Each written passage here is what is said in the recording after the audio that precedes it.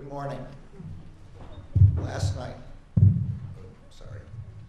I met with some of the survivors and the loved ones of the victims of the horrific mass shooting at Robb Elementary School. I came here to tell them that the United States Department of Justice has finished its critical incident review.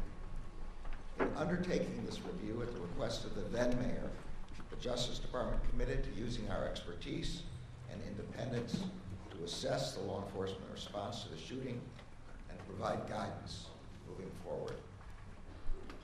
As I told families and survivors last night, the department's review concluded that a series of major failures of leadership, in tactics, in communications, in training, and in preparedness were made by law enforcement leaders and others responding to the mass shooting at Robb Elementary. As a result, 33 students and 3 of their teachers, many of whom had been shot, were trapped in a room with an active shooter for over an hour as law enforcement officials remained outside.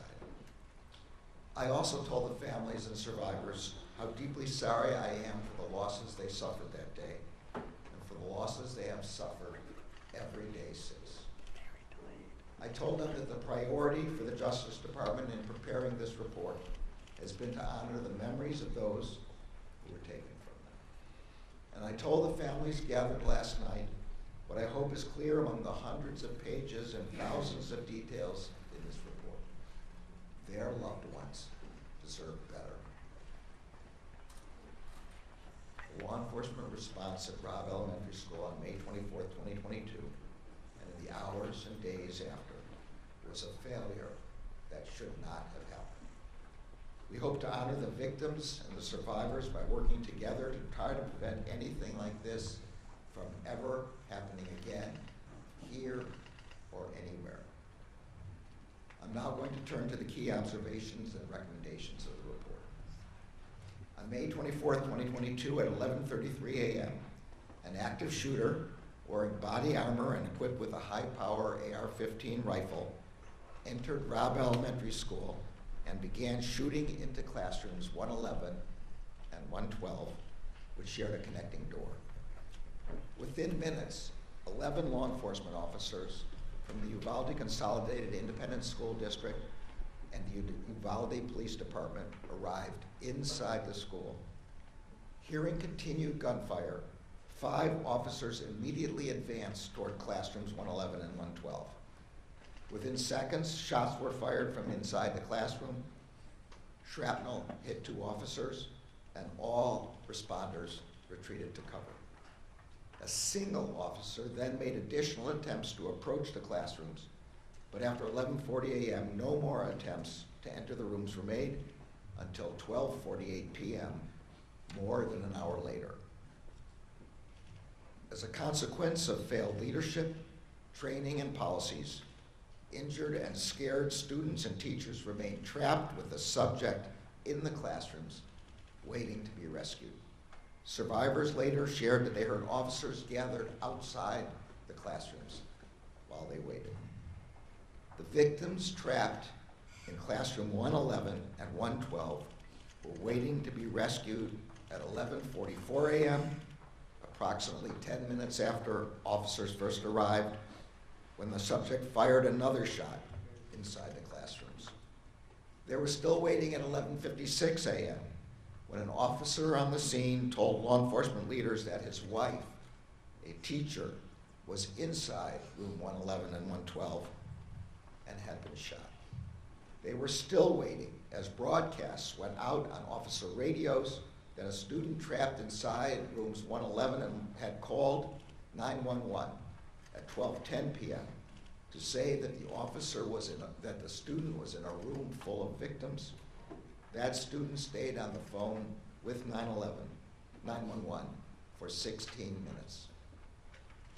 The victims were still waiting to be rescued when the subject fired 4 more shots inside the classrooms at 12:21 p.m., 49 minutes after officers arrived on the scene.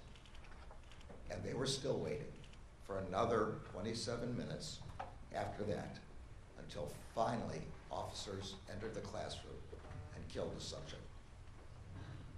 As the victims were trapped and waiting for help, many of their families were waiting outside the school, growing increasingly concerned about why law enforcement had not taken action to rescue their loved ones.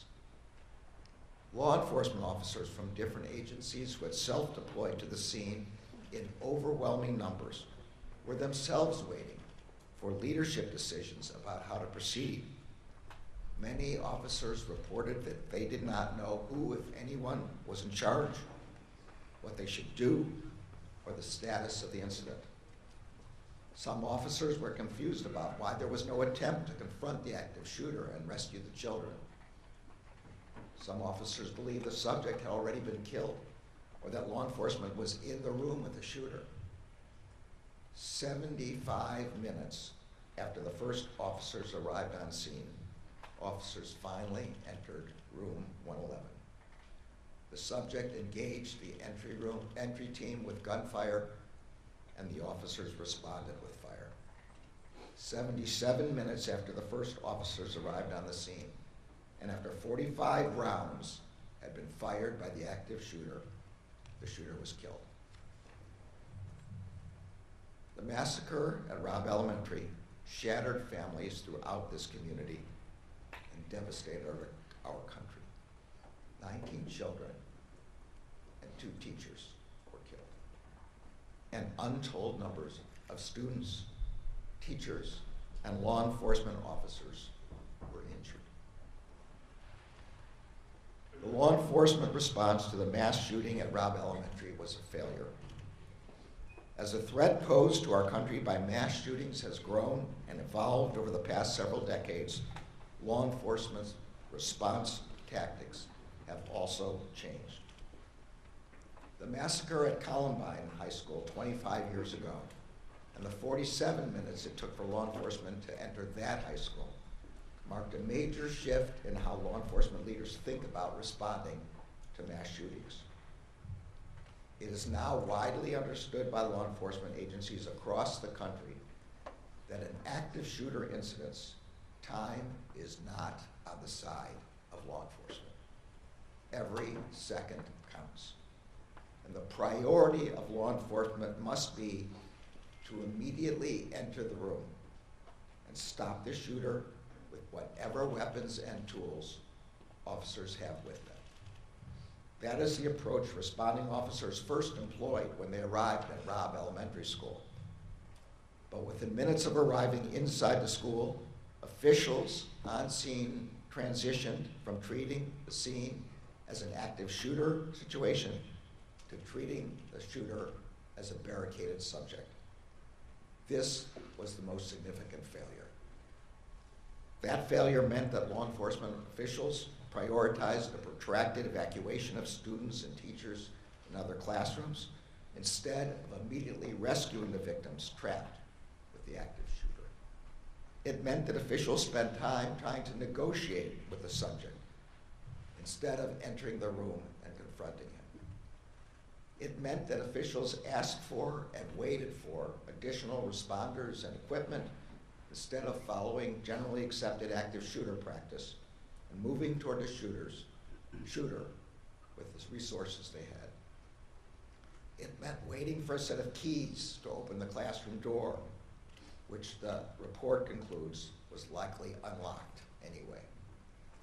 And it meant that the victims remained trapped with the shooter for more than an hour after the first officers arrived on scene. There were also other failures in leadership, command, and coordination. None of the law enforcement leaders at the scene established an incident command structure to provide timely direction, control, and coordination among the enormous number of responders who arrived on scene. This lack of a command structure, exacerbated by communication difficulties, contributed to confusion among responders about who was in charge and how they could help. These failures may also have been influenced by policy and training deficiencies at responding law enforcement agencies. Some lacked any active shooter training at all. Some had inappropriate training, some lacked critical incident response training, and the vast majority had never trained together with different agencies.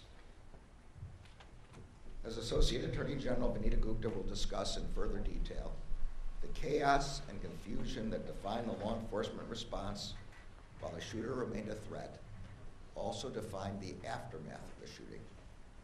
For example, surviving victims, some with bullet wounds and other injuries, were put on buses without being brought to the attention of medics. Some families were told that their family members had survived when they had not. And victims, families, and community members struggled to receive timely and accurate information about what had occurred at Robb Elementary. The Justice Department's objective in preparing this report was threefold. First, to honor the victims, the survivors, and their loved ones. Second, to provide a clear and independent accounting of the law enforcement response to the horrific attack that devastated this community. And third, to provide law enforcement agencies and communities across the country with analysis and recommendations about how what happened in Uvalde should inform efforts to prepare themselves for and respond to mass shootings. Policing is a noble profession. It is also a hard one.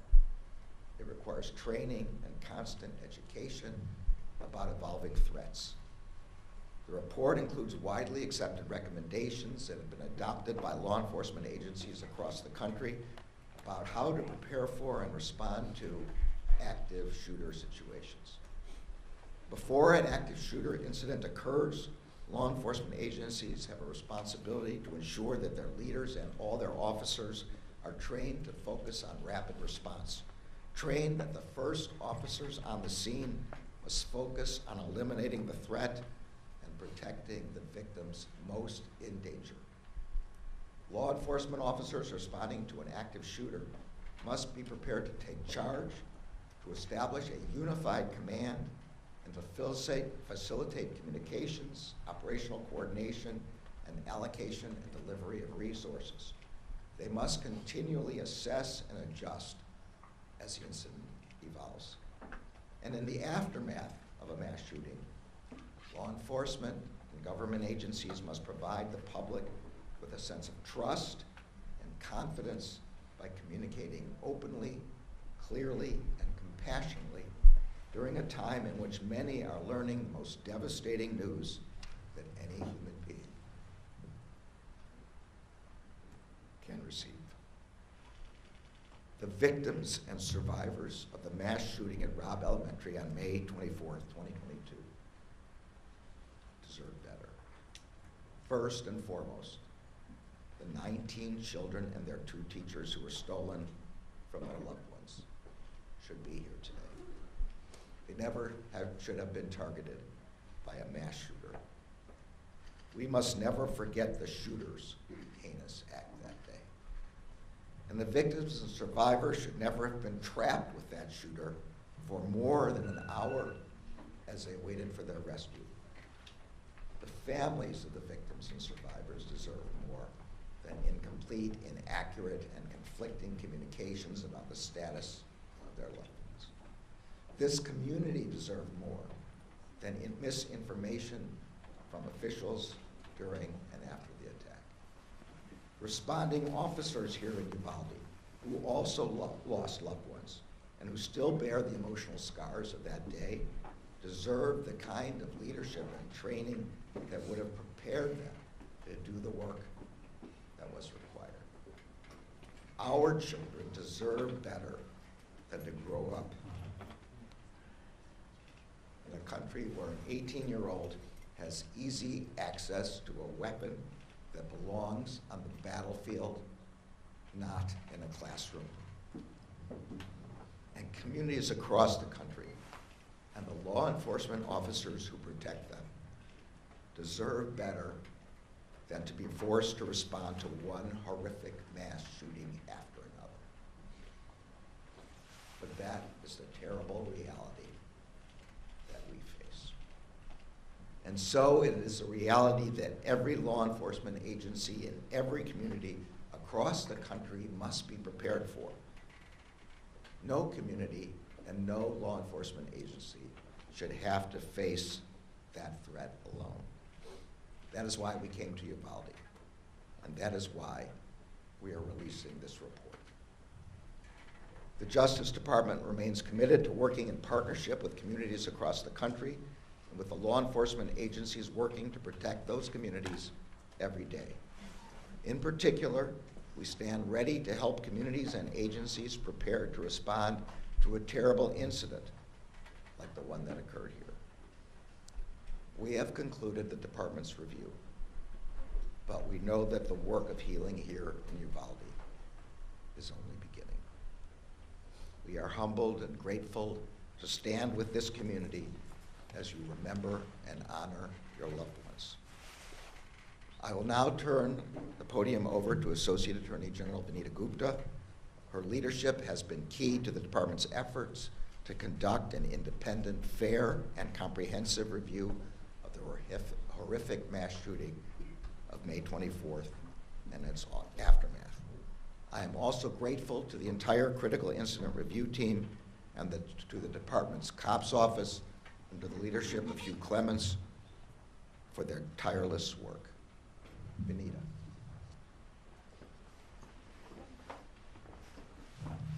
Thank you, Mr. Attorney General. It is hard to look at the truth that the law enforcement response on May 24th was an unimaginable failure and that a lack of action by adults failed to protect children and their teachers. But we cannot look away from what happened here. We cannot look away from these children, and we cannot look away from what happened in Uvalde. On May 24th, 2022, this community lost 19 beloved children and 2 cherished teachers at Robb Elementary School. In the days and weeks following, this community also lost a sense of faith and trust in their own neighbors and institutions as they tried to make sense of what happened on the 24th and were unable to get the answers they needed. During that time, the then mayor of Uvalde called me to ask the Justice Department to conduct an independent review of what had happened and what went wrong on May 24th and in the days that followed. Shortly after, the Justice Department began its review. The Attorney General just gave a sense of the detailed timeline that we have laid out and the cascading failures that occurred over the course of 77 minutes between when law enforcement arrived on the scene and when they finally entered the classroom. But we also know the pain and the failures and missteps did not end when law enforcement finally entered the classrooms and rescued the survivors. It continued at minute 78, when it became clear that because there was no leader, there was no plan to triage the 35 victims in classrooms 111 and 112, many of whom had been shot. Victims were moved away without precautions. Without appropriate precautions, victims who had already passed away were taken to the hospital in ambulances, while children with bullet wounds were put on school buses without any medical attention. In the commotion, one adult victim was placed on a walkway, on the ground, outside to be attended to. She died there. The reunification and notification process for families was similarly chaotic, and as some of the families described, truly deeply painful. During and after the 77 minutes, families and survivors received unclear and sometimes conflicting information about where to go to reunite with their loved ones. Many family members waited at the school for hours without status updates, not knowing where their children were, if they were safe or hurt, or even alive. Families searching desperately for their loved ones were sent to different places all across town: the high school, the civic center, the hospital. Some of these details are gut-wrenching. Families hearing about the need for autopsy results as the first indications that their loved ones may not have survived. At one point, hours after the shooting, an official incorrectly told families waiting for their children at the civic center that an additional bus of survivors was coming. It did not. Inaccurate and inconsistent public communications, including social media posts and press conferences, only made things worse. At 12:06 p.m., law enforcement posted on Facebook, reassuring parents that, quote, students and staff are safe in the buildings, close quote. That false reassurance was never corrected. An hour later, law enforcement inaccurately posted on social media that the shooter was in custody. That post, too, was never corrected. Both impromptu and scheduled news conferences and media engagements contained inaccurate, incomplete, and at times conflicting information. Mirroring the failures of the law enforcement response, state and local agencies failed to coordinate, leading to inaccurate and incomplete information being provided to anxious family and community members and the public. We also know the pain following a tragedy like this endures, and that the support this community needs has often been missing. And we cannot talk about what happened at Robb Elementary School without reckoning with the fact that this tragedy took place somewhere all children should feel supported and cared for and safe. Our report documents missteps in school safety preparation that contributed to this tragedy, including that the campus safety plan was effectively a template and included security measures that were not even available at Robb. That there was a culture of complacency around locked door policies with interior and exterior doors routinely left unlocked, and that confusion over where to find a master key to unlock classroom doors contributed to the significant delay in entering classrooms 111 and 112. As I made clear last April when I came to Uvalde to meet with families, and as we reiterated to families last night, this report not only looked backwards, but also identifies lessons learned and recommendations for other communities to prevent something like this from happening again. No law enforcement agency or community can assume that what happened here, or in Newtown, or in Parkland, or in Columbine, can't happen in their community. That is our reality. This report offers 273 recommendations for law enforcement agencies and other officials in every community. That includes a series of recommendations for law enforcement and government agencies preparing for and responding to mass shooting incidents and active shooter incidents as they occur. In the immediate aftermath of an active shooter incident, law enforcement leaders must continue to provide guidance and direction to all first responders, including triage planning to ensure that emergency personnel can access victims as soon as possible. Law enforcement and government officials must provide proactive, timely, and accurate information, notifications, and give community members as much information as appropriate at any given time to help avoid or mitigate rumors, uncertainty, and unnecessary worry. If an organization shares incorrect information with the public, it should be open about it and correct that mistake.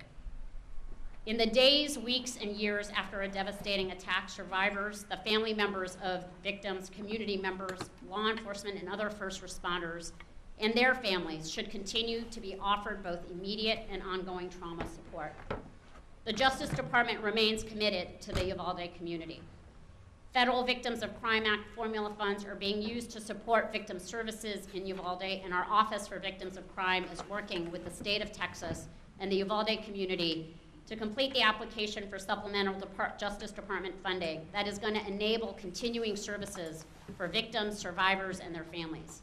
And through our COPS office, the department has also awarded the local school district substantial funding over the past 2 years through our school violence prevention program to help this community continue to improve school safety and security.